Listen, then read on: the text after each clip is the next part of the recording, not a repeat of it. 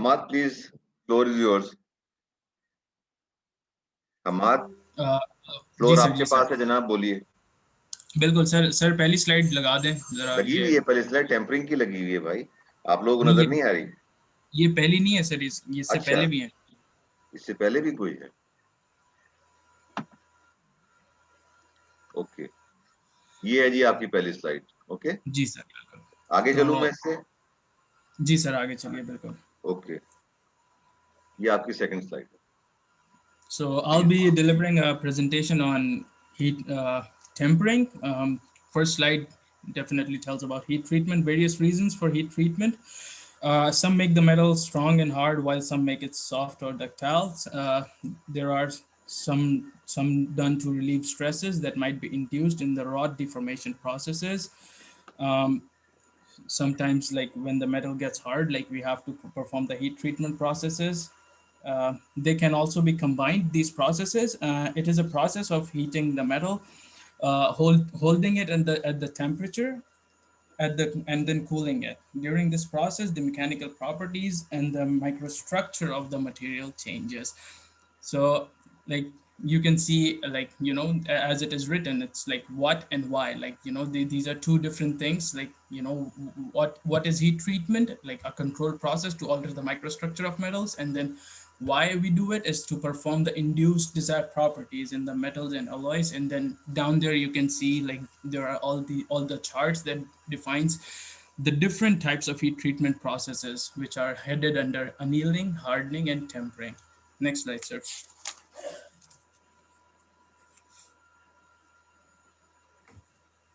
Yeah, so tempering, like as we come down to it, tempering steel after a hardening process allows for a middle ground of hardness and strength. When steel is hardened, it can be excessively brittle and hard, and sometimes even when not hardened, the steel might not have the strength and abrasion resistance.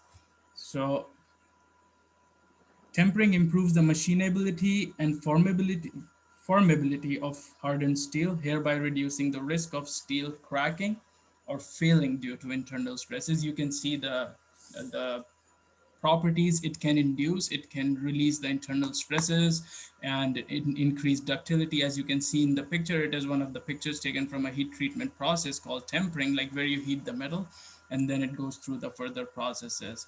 Next slide, sir. Oh, okay. Tempering process. Tempering is performed by elevating the steel to a set point. There are three stages of tempering or any heat treatment process in the bigger picture. But yeah, as for tempering, we talk about, like, the first stage is like heating below the eutectoid temperature. Tempering is performed by elevating the steel to a set point below its lower critical temperature. Please follow the graph. Usually following a hardening operation, like where you cool it down over this temperature. It is over this temperature, this metal is held, and then therefore a specified duration, like where you can see the arrow, the tempered to desired hardness. Exact temperature and soaking time for tempering depends on several factors, such as type of steel or metal that is being, like, dealt with. Often, this heating is done in an inert atmosphere to protect steel from oxidation. The steel is then cooled in air or within the furnace after shutting the furnace down. Um, Next slide, sir. So yeah, there is a very important thing that happens during tempering. It's the phase changes. It also happens during almost all heat treatment processes, but it depends. It shows us like why we are doing this this tempering process. When iron and steel is heated into austenite region and then cooled rapidly, as you can follow the iron carbon diagram on the right. The martensite phase forms as seen in the image on the left, forming a rigid needle-like microstructure. This phase is super hard, yet a very brittle phase. Then it is heated as the carbon particles get locked into the martensite, and then they get released during tempering process, hereby forming patches of bainite and further into patches of ferrite and cementite, softening the steel and upholding its strength meanwhile. So Like, can we go to the next slide, sir? Yeah, so talking about the effects of tempering, the red line on the left curve shows an ideal temperature for tempering in this range where hardness and brittleness are significantly reduced while the tensile and yield strengths are kept high. So the stress strain diagram on the right depicts three different treatments of a certain type of steel.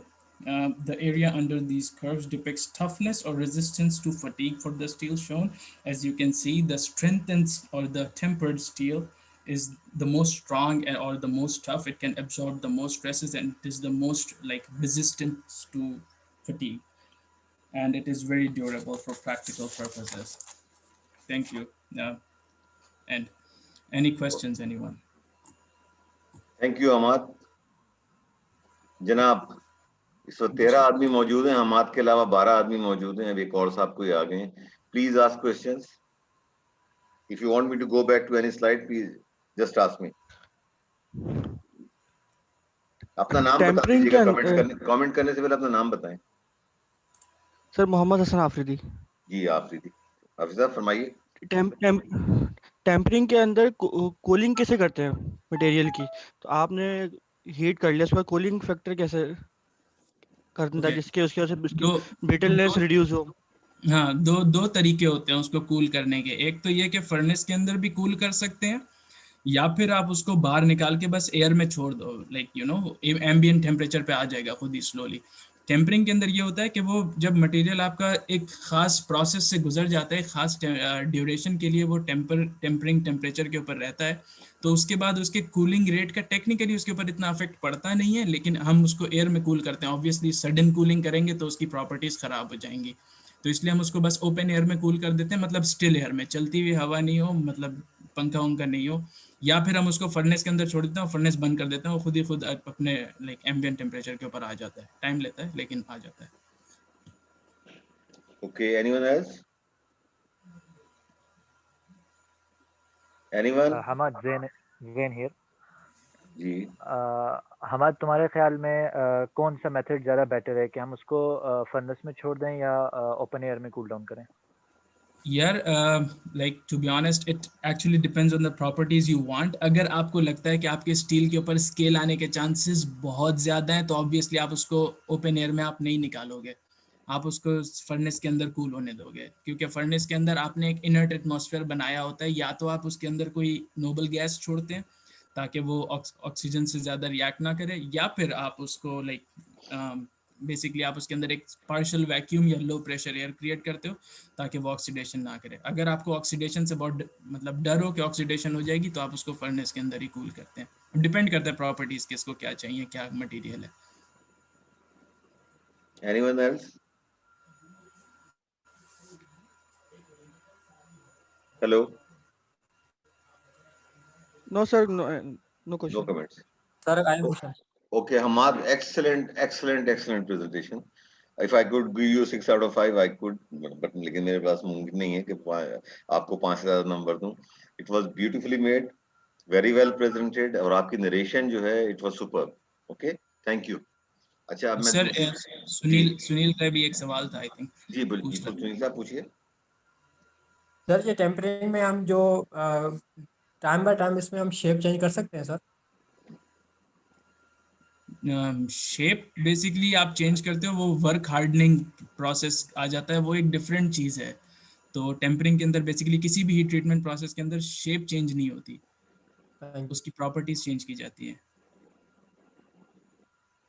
Thank you Amar भाई। Thank you. अच्छा जी, मैं अब दूसरी presentation लगा रहा हूँ। Hamad excellent. अच्छा जी,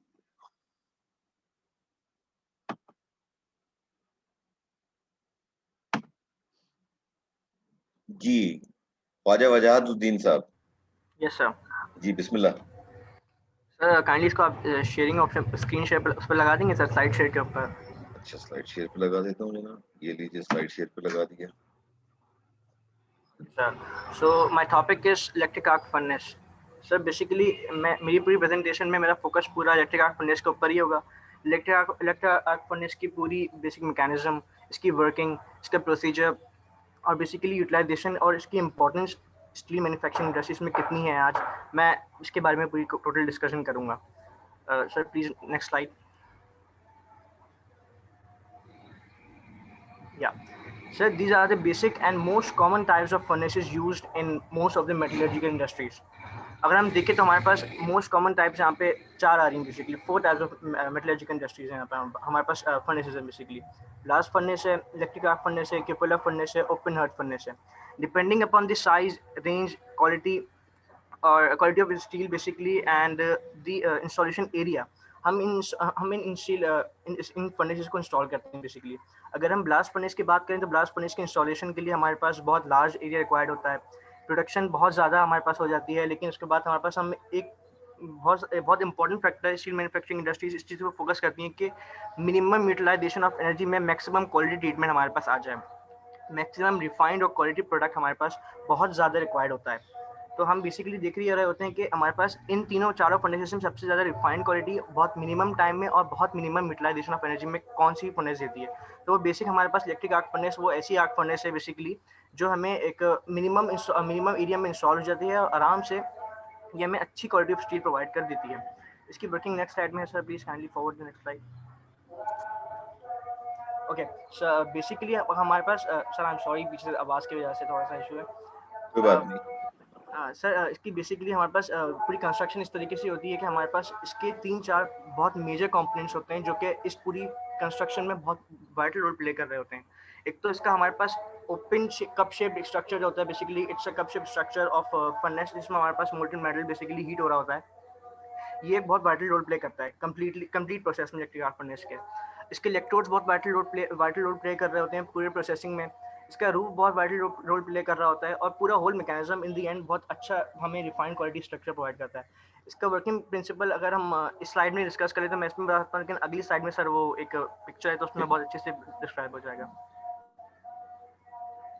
आगे चलें sir next yes sir next. Okay sir, हमारे पास होता है सिर्फ और सिर्फ ये कि इलेक्ट्रिक आर्क फर्नेस की एक पूरी बेसिक मैकेनिज्म, पूरा बेसिक स्ट्रक्चर इस तरीके से डिजाइन होता है कि ये एक पूरा मेटल स्ट्रक्चर है, बेसिकली स्ट्रक्चरल स्टील का बेसिकली हमारे पास ये स्ट्रक्चर होता है। ये स्ट्रक्चर बेसिकली एक हाइड्रोलिक प्रेशर के ऊपर हमारे पास होल्ड डाउन हुआ होता है, जिसका बेसिक मैकेनिज्म होता है फर्नेस की टिल्टिंग को कंट्रोल करना। ये 2 साइड्स पे हमारे पास टिल्ट आउट होता है, एक रिवर्स साइड पे, एक फॉरवर्ड साइड पे। रिवर्स साइड के ऊपर ये 10 डिग्री के ऊपर ये आराम से टिल्ट आउट हो जाता है और फॉरवर्ड साइड के ऊपर जब हम उसको मोल्टन मेटल को पोर कर रहे होते हैं लेडल फर्नेस के अंदर, तो लेडल में बेसिकली तो वो हमारे पास 60 डिग्री के एंगल के ऊपर कम्प्लीटली टिल्ट हो जाता है। इसका स्ट्रक्चर बेसिकली स्ट्रक्चरल स्टील का बना हुआ होता है और हमारे पास होता है कि इसका जो रूफ होता है बेसिकली जो टॉप जो रूफ होता है इसका बेसिकली स्विंगिंग रूफ होता है। बेसिकली ये रूफ अपनी जगह सेपरेट हो जाता है और इस रूफ में बेसिकली 3 मेन होल्स होते हैं जो कि इलेक्ट्रोड इंसर्शन के लिए हमारे पास काम आते हैं। इलेक्ट्रोड्स हमारे पास इसमें कार्बन ग्रेफाइट इलेक्ट्रोड यूज होते हैं और इसमें इसके पोजीशन अभी मैं डिस्कस करूंगा। अभी मैं इसके स्ट्रक्चर पे बात करता हूँ। तो हमारे पास होता है कि एक पूरा स्टील कप लाइक शेप पूरा इसका स्ट्रक्चर होता है। इसके अंदर हमारे पास 5 ब्रिक्स लगे हुए होते हैं, इसकी पूरी इंसुलेशन हुई हुई होती है, एक रिफ्लेक्टिव कोटिंग अंदर की भी होती है जिसको बेसिकली हम ओपन हर्ट कहते हैं बेसिकली फर्नेस का, जिसके अंदर हमारे पास हीट को हम हीट जनरेट कर रहे होते हैं, मोल्टन मेटल बना रहे होते हैं। इसका वर्किंग मैकेनिज्म बेसिक तरीके से होता है इस तरीके से कि हमारे पास एक स्क्रैप यार्ड होता है, एक चार्जिंग स्क्रैप यार्ड होता है, वहाँ से हम स्क्रैप को चार्ज करते हैं। जब हम इसका रूफ सेपरेट करते हैं इलेक्ट्रिक आर्क फर्नेस का, तो ऊपर से हम ये इसका रूफ सेपरेट हो जाता है तो हमारे पास पूरा एक ओपन हर्ट नज़र आ रहा होता है हमें। तो हम यहाँ पे कम्प्लीटली स्क्रैप को चार्ज आउट कर देते हैं by the help of crane के मूवमेंट से हम स्क्रैप यार्ड से हम आराम से इसको हम स्क्रैप को अंदर चार्ज कर देते हैं। चार्ज करने के बाद हम ये करते हैं कि हम इसके रूफ को उसी जगह पे वापस होल्ड डाउन करते हैं। उसके बाद फिर हम इलेक्ट्रोड इंसर्ट करवाते हैं। इनिशियली हम बहुत कम करंट प्रोवाइड करते हैं, बहुत लो अर्किंग के लिए कि ऊपर सरफेस के ऊपर होमोजेनिटी आ जाए। हम इनिशियली कम करंट प्रोवाइड करके हम जब इनिशियल अर्किंग करते हैं तो उसके बाद हमारे पास होता है कि जब ऊपर सरफेस आहिस्ता आहिस्ता हीटअप हो रही होती है मेटल की स्क्रैप की, उसके बाद फिर होमोजेनिटी क्रिएट होती रहती है, हीट जनरेट होती रहती है और हमारा पूरा स्ट्रक्चर होमोजेनियस होता रहता है। होता है ये कि जब इलेक्ट्रोड इंसर्ट करते हैं तो ये इलेक्ट्रोड 3 इलेक्ट्रोड्स होते हैं, बेसिकली कार्बन ग्रेफाइट इलेक्ट्रोड्स हैं। अब कार्बन ग्रेफाइट इलेक्ट्रोड्स हैं, हमारे पास करंट की कैपेसिटी बहुत ज़्यादा नहीं होती, लेकिन इनिशियली हमारे पास 360 टू 600 किलोवाट के हिसाब से अगर हम बात करें तो ये एक रेंजिंग कैपेबिलिटी है करंट प्रोवाइड करने की। इनिशियली हम बहुत स्लो डाउन करते करते हम बहुत हाई रेंज के ऊपर जाते हैं। होता है ये जब इलेक्ट्रोड्स मटेरियल को टच करने से पहले बहुत एक रेंज बीच की रेंज होती है, टच करने से पहले हल्की हल्की स्पार्किंग स्टार्ट कर देते हैं। स्पार्किंग जब ये स्टार्ट करते हैं तो होता है ये कि हमारे पास 3 इलेक्ट्रोड्स होते हैं, 2 में करंट आ रहा होता है और तीसरा बेसिक इलेक्ट्रोड जो होता है वो कंज्यूमेबल इलेक्ट्रोड होता है, वो इलेक्ट्रोड कंज्यूम हो रहा होता है। ये पूरा एक basic mechanism electric arc welding का है हमारे पास। बेसिकली वेल्डिंग में भी हमारे पास एक मैकेनिज्म फॉलो हो रहा होता है ये हम जब आर्किंग कर रहे होते हैं तो आहिस्ता आहिस्ता हम ग्रेजुअली आर्किंग करंट के कंटेंट को इंक्रीज करते हैं। जब हम करंट के कंटेंट की इंटेंसिटी को इंटेंसिफाई कर रहे होते हैं तो हमारे पास होता है कि हीट बहुत तेज़ी से जनरेट हो जाती है। हीट जनरेट होती है तो हमारे पास जो मोल्टेन मेटल होता है वो कम टाइम में बहुत अच्छे से एक हीट जनरेट हो जाती है, बहुत अच्छे से हीट बन जाती है।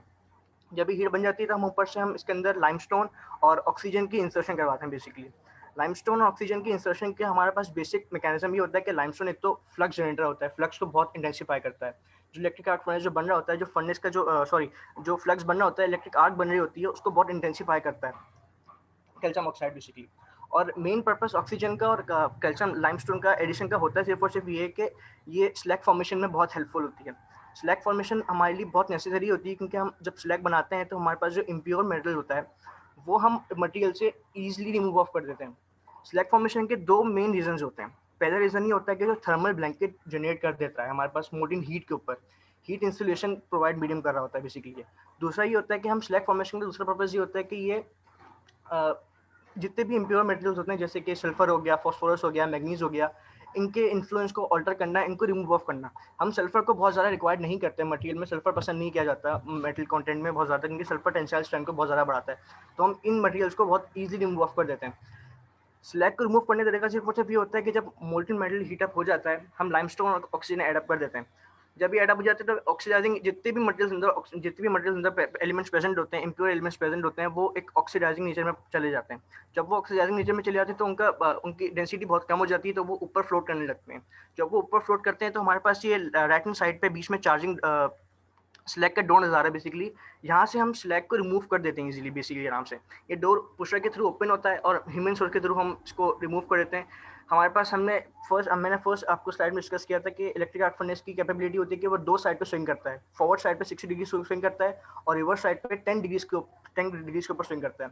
जब भी रिवर्स साइड पे स्विंग करता है तो बेसिकली हम यहाँ से स्लैग डोर ओपन होता है, हम यहाँ से स्लैग को रिमूव कर देते हैं। स्लैग को रिमूव होने के बाद हमारे पास मेटल जो होता है प्योर फॉर्म में होता है। जब वो प्योर फॉर्म में होता है तो हम उसको अगर हम चाहें तो फॉरवर्ड साइड से हम इसको लेडल फर्नेस में कैरी करके दूसरे प्रोसेसिंग के लिए जाते हैं, या फिर अगर हम और मटेरियल चार्ज करना तो हम और मटेरियल चार्ज कर देते हैं। ये बेसिकली कंटिन्यूस कास्टिंग का प्रोसेस हमारे पास इसमें बताया गया है। होता ही है जब इलेक्ट्रिक आर्क फर्नेस से हम मोल्टेन मेटल को रेडी कर लेते हैं तो मोल्टेन मेटल को हम डालते हैं बेसिकली एक लेडल में। लेडल बेसिकली एक रिफाइनिंग फर्नेस में, लेडल बेसिकली जो मोल्टेन मेटल होती है, मोल्टेन हीट होती है, उसको उठा के दूसरे लेडल रिफाइनिंग फर्नेस के ऊपर लेकर चली जाती है। लेडल रिफाइनिंग फर्नेस पे फिर हम मेटलर्जी के प्रॉपर्टीज को ऑल्टर करके और पूरी कंपोजिशन ऑल्टर करने के बाद, क्वालिटी टेस्टिंग के बाद, ईच एंड एवरीथिंग करने के बाद फिर हम इसको कास्टिंग के प्रोसेस के ऊपर लेके जाते हैं और उसको फाइनल प्रोडक्ट लेके जाते हैं।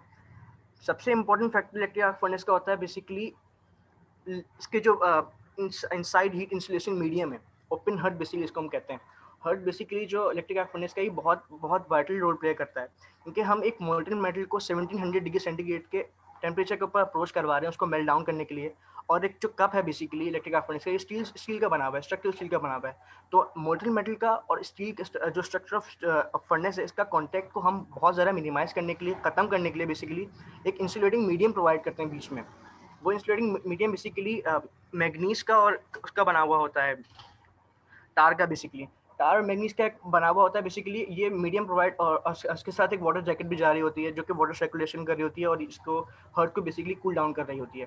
ये पूरा मैकेनिज्म होता है और हमारे पास हर्ट में मोल्टेन मेटल रेडी हो जाता है। Sir next slide please.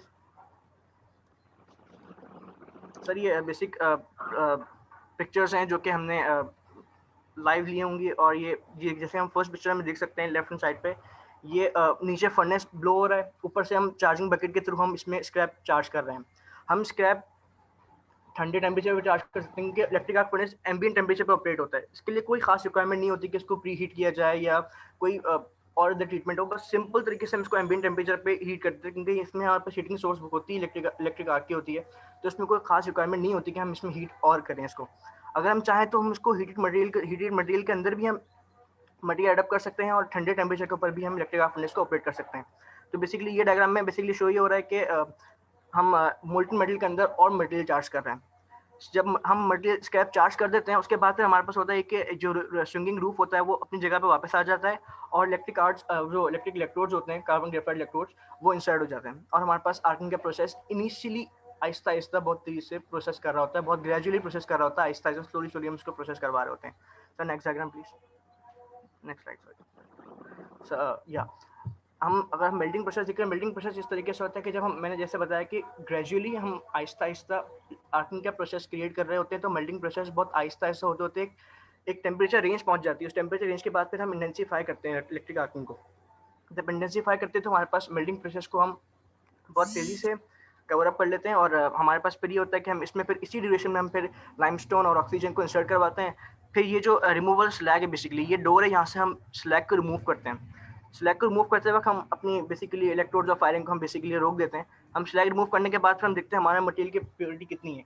अगर मटेरियल काफ़ी हद तक प्योर है तो फिर हम इसको इस तरीके से पोर कर देते हैं रेडल में, जैसे कि हम देख रहे हैं इस पिक्चर में, पोरिंग ऑफ मोल्टेन मेटल वाली पिक्चर में, कि इलेक्ट्रिक आर्क फर्नेस स्विंग कर रहा है फॉरवर्ड मोशन के ऊपर, 4 डिग्रीज के ऊपर 60 डिग्रीज बेसिकली उसकी कैपेबिलिटी रेंज है और ये पोर कर रहा है मोल्टेन मेटल को लेडल में. उसके बाद फिर हम इसको फर्दर प्रोसेसिंग के लेके चले जाते हैं. Next slide sir.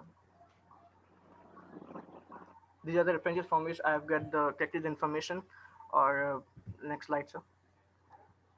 Thank you sir. Okay जी, thank you very much, very good. जनाब ये ख्वाजा वजाहत साहब से किसी को सवाल हैं? जी प्लीज. हाँ सर, मेरा सवाल क्वेश्चन है. नाम बता दीजिए पहले अपना. सर मोहम्मद हसन आफरीदी. जी आप. सर वजाहत, जो तुमने बताया कि रिफ्रैक्टरी लाइनिंग जो तुम फर्नेस के अंदर हम लोग लगाते हैं मैग्नीशियम और तार की, इसकी कितने अरसे तक हमने वो कवर रहती है अपनी, हम इसको रिमूव नहीं कर सकते कब तक? देखो बेसिक हमारे पास पर्पस ये होता है कि सबसे मेन मैकेनिज्म सबसे पहली बात होती है कि करना क्यों चाहिए. करते हैं हम इसलिए हैं रिफ्रैक्टरी लाइनिंग के हमारे पास मेटल टू मेटल कांटेक्ट रुक जाए पहली चीज़. उसके बाद हम ये करते हैं कि हमारे पास एक शेड्यूल प्लान होता है, एक लाइफ प्लान होता है. उसके बाद हम इसकी मेंटेनेंस कर रहे होते हैं. इसकी मेंटेनेंस करके हम देखते हैं कि हमारे पास कितना कंटेंट लेवल बेसिकली रह गया है इंसुलेशन का, बेसिकली इंसुलेटिंग मीडियम का. उस इंसुलेटिंग मीडियम से हम ये अंदाज़ा कर लेते हैं कि हमारे पास मोल्टेन मेटल को मतलब मेटल को ट्रीट करने के लिए हमारे पास और लाइफ टाइम है या नहीं है. इसकी मेंटेनेंस बहुत फास्ट की जाती है, बार चेक की जाती है कि बेसिकली मोल्टेन मेटल का कांटेक्ट जो है ना सरफेस ऑफ मेटल से ना हो. सबसे बेसिक पर्पस इसका हमारे पास ये होता है और इसको हम चेक आउट कर लेते हैं. एक टाइम ड्यूरेशन होता है उनके पास 7 days ऑफ वीक और 7 days ऑफ वीक में हम जो भी डेज उनको फ्री होता है वो हिसाब से देख लेते हैं. ये होता है. इसके अंदर एक वाटर जैकेट भी जा रही होती है. वाटर जैकेट का बेसिक मैकेनिज्म ये होता है, जो रिफ्रैक्टरी लाइनिंग है, रिफ्रैक्टरी लाइनिंग और सरफेस ऑफ मेटल को, जाहिर सी बात है जब सरफेस ऑफ मेटल बहुत मेटल है बेसिकली और अंदर मोल्टेन मेटल है, मोल्टेन मेटल सरफेस मेटल के बीच में एक इंसुलेटिंग लेयर है बेसिकली रिफ्रैक्टरी कोटिंग की. रिफ्रैक्टरी कोटिंग का टेम्परेचर भी ऑब्वियसली बहुत राइज अप करता है, तो हम बीच में उसके टेम्परेचर को मेंटेन करने के लिए हमें वाटर जैकेट का भी चैनल चला रहे होते हैं. वाटर जैकेट का चैनल जब मूव हो रहा होता है तो बेसिकली वो सर्कुलेटिंग वाटर जो होता है वो इनसाइड हीट को काफ़ी हद तक ऑप्टिमाइज टेम्परेचर पर रखता है कि हमारे पास अंदर की हीट का टेम्परेचर ऑप्टिमाइज रहे. ये मैकेनिज्म होता है. और कोई सवाल? उस्मान नाम बता दें पहले अपना. उस्मान सर. जी. Khwaja, how do you control the movement of electrodes? I mean, by which means? We have a mechanism of hydraulic pushers on the top of the electric arc furnace by which we can hold down and hold up the electrodes. This mechanism operates on electric motor. Basically इसमें होता ये है कि हमारे पास दो mechanisms होते हैं.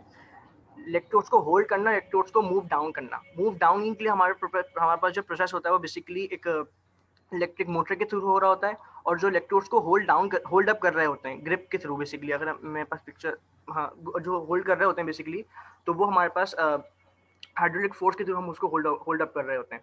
ये मैकेनिज्म होता है basically. Zain here, sir. I have a question. जी बिल्कुल. Khwaja, you have mentioned in your presentation that we move sulfur from the metal because it increases the tensile strength of the metal, right? Yes. Can you give me another reason why we remove sulfur from the metal? Because in some cases we need tensile strength in our metal. Obviously we need, लेकिन हमारे पास basic mechanism होता है ये कि sulphur दो तरीके की बहुत खतरनाक कॉजेज कर रहा होता है। सल्फर का सबसे मेजर कॉज ये होता है, सबसे मेजर रीज़न ये होता है इसके रिमूव ऑफ करने का कि एक तो टेंसाइल स्ट्रेंथ बहुत तेज़ी से इंक्रीज कर रहा होता है। दूसरी चीज़ ये होती है जब हम इसको कंटिन्यूस, ये इस प्रोसेस की अगर हम बात करें, जब इसको हम कंटिन्यूस कास्टिंग में लेके जा रहे होते हैं मोल्टन मेटल को पूरा पूरा, तो सल्फर बेसिकली सरफेसिंग के ऊपर बहुत हार्डनेस कॉज कर देता है बहुत जल्दी जल्दी। जब ये सरफेसिंग पर हार्डनेस कॉज करता है, हमारे पास एक यूनिफॉर्म और जो होमोजेनिटी क्रिएट होनी होती है कास्टिंग के प्रोसेस में, उसको बहुत तेजी से ये बहुत ख़राब कर रहा होता है। तो at the time of continuous casting हमें रिमूव करना होता है कि हमें कंटिन्यूस कास्टिंग हमें कंटिन्यू करनी है, तो हम एक होमोजेनियस प्रोडक्ट चाह रहे हैं, तो इस वजह से हम सल्फर को उसी टाइम पे हम बहुत तेजी से रिमूव ऑफ कर देते हैं। थैंक यू सर हमारे सर इसकी लाइक ऑपरेशन बहुत लाइक कैसे हम कर सकते हैं, लाइक अर्जेंट स्टार्ट कर सकते हैं इसको और अर्जेंट स्टॉप कर सकते हैं। लाइक ब्लास्ट फर्नेस को तो बहुत टाइम लगता है स्टार्ट और स्टॉप करने का, और स्टॉप ब्लास्ट फर्नेस को अगर हम करें तो वो तो लाइक खत्म ही हो जाती है। इसका क्या चक्कर है? इसका हिसाब मतलब ये होता है कि इसको हम एक एम्बिएंट टेम्परेचर के ऊपर भी ऑपरेट कर सकते हैं। काम सिर्फ और सिर्फ ये होता है कि मेटल को हीट अप करना है। मेटल हीट अप जब हो जाएगा तो मेटल हीट अप होने के बाद इन दी एंड मेटल को कूल डाउन करने का प्रोसेस तो कोई है नहीं, लेकिन इलेक्ट्रिक आर्क फर्नेस को स्टॉप करने का प्रोसेस हमारे पास कंट्रोल्ड होता है। ज़ाहिर है जब इलेक्ट्रिक इलेक्ट्रोड्स को हम ऊपर कर देंगे, यानी कि लिफ्ट अप कर देंगे और हम इलेक्ट्रिक आर्किंग स्टॉप कर देंगे, तो ऑब्वियसली बात है हमारे पास मेल्टिंग का प्रोसेस स्टॉप डाउन हो जाएगा। तो हम इसको इस तरह आराम से इजीली कंट्रोल कर सकते हैं। और इसको ऑपरेट करने के लिए कि हम इसको एम्बिएंट टेम्परेचर पर ऑपरेट करते हैं। कोई हार्ड एंड फास्ट रूल नहीं कि इसको प्री हीट करेंगे, बहुत ज़्यादा रिक्वायर करेंगे, नहीं। लेडल जो बेसिकली लेडल कार्स होती हैं उसको हम हीट करते हैं, जिसमें हम मोल्टन मेटल को मूव करते हैं एक जगह से दूसरी जगह पे, क्योंकि रिफाइनिंग्स होती हैं, बेसिकली रिफाइनिंग पोर्ट्स होते हैं बेसिकली। वहाँ पे मूव करने के लिए हम जो लेडल यूज़ करते हैं उनको प्री हीट किया जाता है, लेकिन इलेक्ट्रिक आर्क फर्नेस को प्री हीट नहीं किया जाता। ये नॉर्मल ऑप्टिमाइज टेम्परेचर पर ऑपरेट होता है, और ये टेम्परेचर कूलिंग के लिए इसको मिनिमम 7 to 8 आवर्स रखते हैं कि फर्नेस कूल डाउन हो जाए अपने नॉर्मल टेम्परेचर पर। अच्छा, एक सवाल और हमाद हियर सर, एक सेकंड, वो जो नीचे वाली इसकी स्लाइड है, ज़रा वो दिखाइएगा। नहीं, इसके भी नीचे, या बिल्कुल ये नहीं, ऊपर इमेज वाली या जैसे कि तुमने दिखाया, लाइक इसके अंदर एक स्पाउट होता है ना, जो एग्जिट करने के लिए, टैपिंग के लिए, जो एक ही स्पाउट है यहाँ पर। तो इसके अंदर जो स्लैग है, आपको कैसे पता है कि आपने स्लैग सारा बाहर लाइक उल्टी साइड पे टिल्ट करके अगर निकाल भी रहे हैं, आपको कैसे पता कि आपने सारा स्लैग निकाल लिया है, या अगर आप जो लैडल में पोर कर रहे हैं उसके अंदर भी कुछ स्लैग आ जाएगा, और कुछ स्लैग आएगा तो वो प्रॉपर्टीज खराब कर सकता है आपके मेटल की? ओके सर, होता सिर्फ और सिर्फ मैकेनिज्म ये है कि मेटल जब इम्प्योर होते हैं तो वो तो मोल्टन मेटल में एडअप हुए हैं। हम जब ऊपर से कैल्शियम ऑक्साइड और ऑक्सीजन को इंसर्ट करवा रहे होते हैं, तो बेसिकली पूरा ऑक्सीडाइजिंग प्रोसेस यहाँ पे कैरी आउट हो जाता है।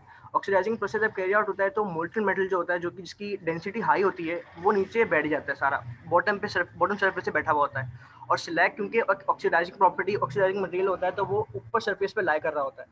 जब ये लाई कर रहा होता है तो हमें अंदाज़ा हो जाता है, हम टेम्परेचर रेंज भी देख रहे होते हैं कि हमारे पास कितने टेम्परेचर रेंज के ऊपर स्लैग फॉर्मेशन हो जाती है, और तो हम उसको आराम से पूल ऑफ कर देते हैं। लेकिन पूल ऑफ करने के बाद भी हम ये चेक क्वालिटी टेस्टिंग के लिए हम देख रहे होते हैं कि हमारे पास क्वालिटी टेस्टिंग हो रही होती है। हम इसको दोबारा से अपने फॉरवर्ड मोशन में ट्रेड आउट करके हम कास्टिंग के एक प्रोसेस के थ्रू हम इसकी क्वालिटी टेस्टिंग करते हैं, और उस पर हम चेक करते हैं कि हमारे पास मटेरियल कंटेंट में कितनी इम्प्योरिटीज़ और बाकी हैं। जब मटेरियल कंटेंट में जो इम्प्योरिटीज़ बाकी होती हैं, तो फिर हम दोबारा से उसमें कैल्शियम ऑक्साइड और ऑक्सीजन का एडअप करके हम उसको और रिमूव ऑफ कर रहे होते हैं। बेसिकली ये मैकेनिज्म होता है। सॉरी ख्वाजा साहब, सवाल ये नहीं है।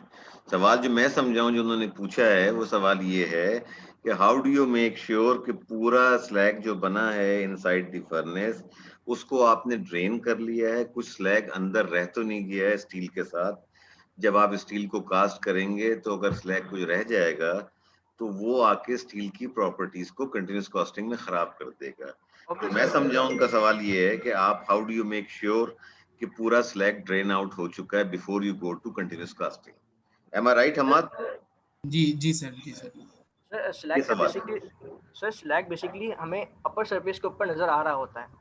ये वो एक मोल्टन फॉर्म में नज़र आ रहा होता है। हम इसको रिमूव ऑफ करने का तरीका ये होता है कि हम इसको जब इसको 10 डिग्री के ऊपर रिवर्स मूवमेंट पे हम जब इसको पोर करते हैं, टिल्ट करते हैं फर्नेस को, तो हमारे पास हम ये इसको स्लैग को आराम से रिमूव कर सकते हैं। हम ये इसकी एश्योरेंस इस तरीके से कर सकते हैं कि जब हम स्लैग रिमूव हो जाता है, उसके बाद हम एक जो मोल्टन मेटल जो पड़ा अंदर होता है बेसिकली मोल्टन हीट जो होती है उसका एक सैंपल टेस्ट करते हैं बेसिकली। उसमें हम ये कंटेंट चेक कर रहे होते हैं कि हमारे पास कितना मटेरियल स्लैग में बचा है या कितना मटेरियल मानेंगे कि बेसिकली हम चेक कर रहे होते हैं कितनी इम्प्योरिटीज बची हैं। अगर इम्प्योरिटीज होती हैं तो हम ये करते हैं कि हम मटेरियल और ऊपर से चार्ज अप करते हैं। मटेरियल चार्ज करने के बाद उसको और हीट अप करते हैं। स्लैग की एक लेयर होती है सर, एक लेयर बाउंड्री लेयर तक उसको स्लैग को रखेंगे। स्लैग का काम, स्लैग के दो मेजर रोल्स हैं यहाँ पे। एक मेजर रोल तो ये है कि इम्प्योरिटीज को रिमूव ऑफ करना और दूसरा मेजर रोल ये है कि थर्मल ब्लैंकेट जनरेट करना। अगर हम सिंपल सी बात अगर अंदाजा लगाएं कि हम इलेक्ट्रोड्स को मूव ऑफ कर देते हैं ऊपर से और मोल्टन मटेरियल अंदर रखा हुआ है तो मेटल तो कूल डाउन हो जाएगा।